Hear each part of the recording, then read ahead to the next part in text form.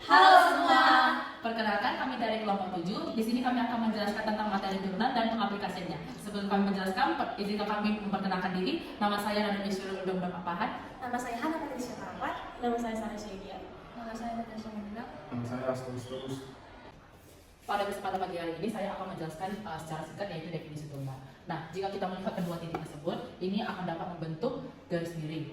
Nah, kita tahu garis miring itu sama dengan M sama dengan delta Y per delta X.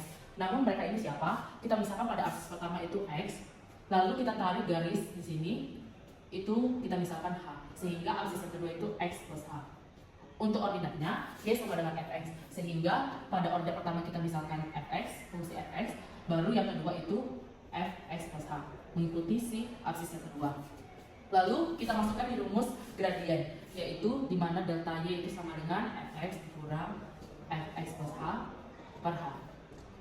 Nah, jika kedua titik tersebut menuju ke bawah, kita dapat mengambil kesimpulan bahwa mereka kita misalkan H menuju 0, sehingga M-nya itu berbentuk menjadi F aksen X sama dengan dy dx. Maka M sama dengan limit H menuju 0 Fx kurang Fx plus H per H. Halo semua, di sini saya akan menjelaskan mengenai aturan turunan. Aturan turunan didefinisikan sebagai f aksen x sama dengan n dikali ax pangkat n dikurang 1.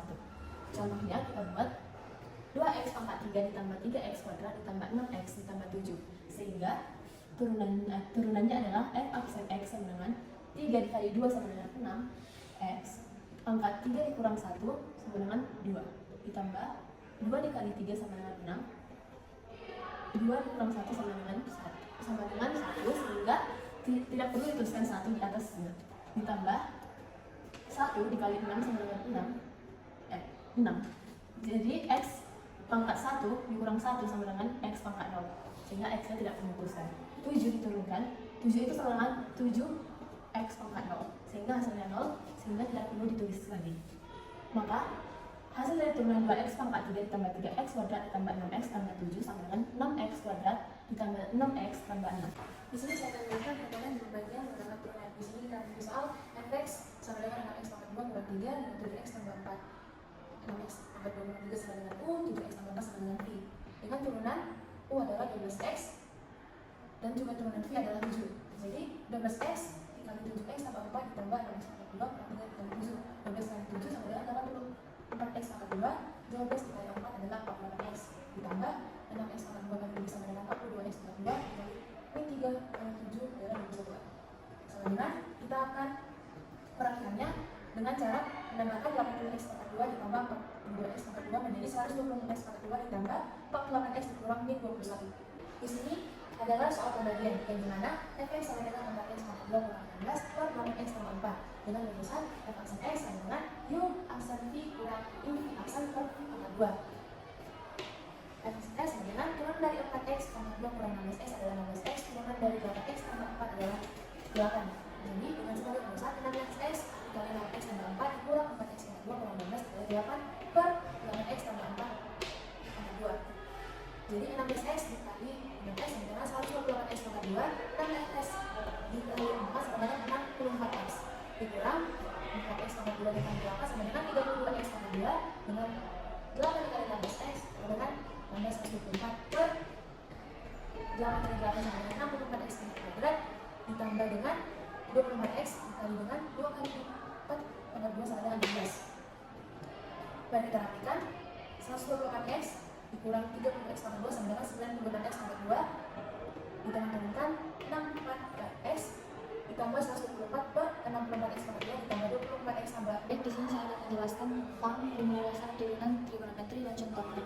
Yang pertama itu, misalnya y-nya sama dengan sin x, maka turunannya itu adalah y aksen dengan cos.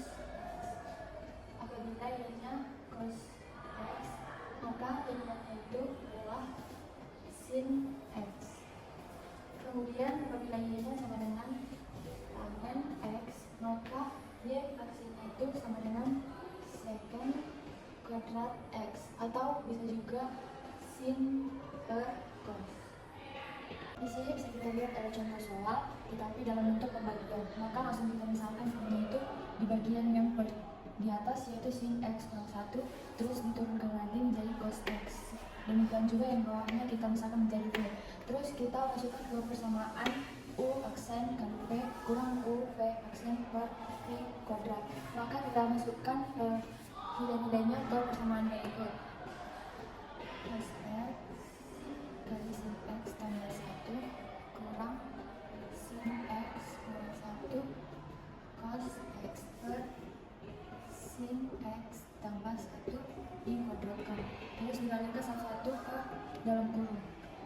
Maka sin x cos x ditambah cos x kurang sin x cos x akan cos x per sin x tambah 1 dikuadratkan. Terus kita lihat mana yang sama, maka kita lakukan sisanya 2 cos x per sin x tambah 1 dikuadratkan. Tadi kan kita sudah dapatkan f aksen x nya 2 cos x per sin x tambah 1 dikuadratkan.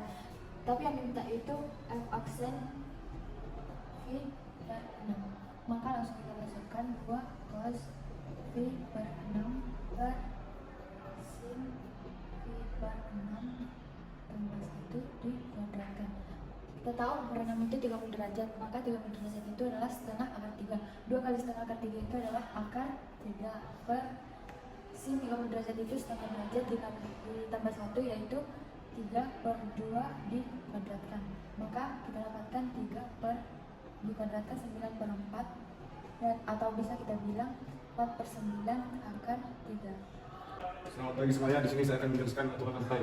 Rumus dari aturan rantai itu di aksen sama dengan aksen x dikali u aksen x, atau dy per dx sama dengan dy per du dikali du per dx. Misalkan soal adalah 4x kuadrat dikurang 4, angkanya 2024, maka jawabannya adalah f aksen x sama dengan 2024 4x kuadrat dikurang 4.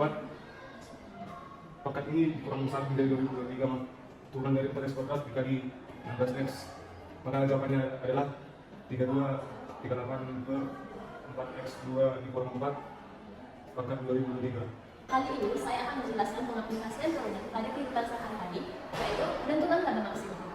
Pada soal, kita misalkan sabun sama dengan x, dan pada soal kita tahu biayanya adalah 7.000 ditambah 500x ditambah 5x kuadrat, dan harga jualnya adalah 2.000x. Yang ditanya adalah laba maksimumnya.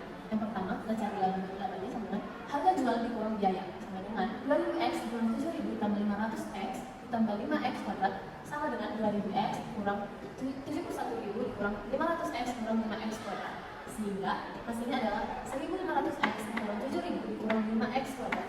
Karena materi ini kami menjelaskan mengenai turunan, maka untuk mendapatkan laba maksimumnya kita harus menggunakan persamaan berikut, yaitu L aksen kuadrat L aksen x sama dengan 1.500 dikurang 10x, itu hasil dari turunan tersebut sama dengan 0, yaitu 1.500 sama dengan 10x, 1.500 plus 10 sama dengan x, hingga hasilnya adalah 150 sama dengan x. Dan kita dapat x nya adalah 150. Untuk menentukan harga laba maksimumnya, kita substitusikan x pada persamaan awal, yaitu fx sama dengan 1.500x dikurang 7.000 dikurang 5x kuadrat. Kita masukkan x sama 150 kali 150 dikurang 7.000 dikurang 5 dikali 150 kuadrat. F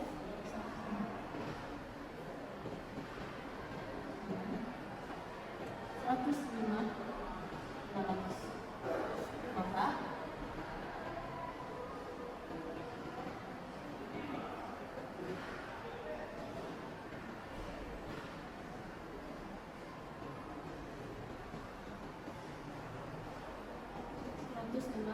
Maka laba maksimumnya adalah 105.000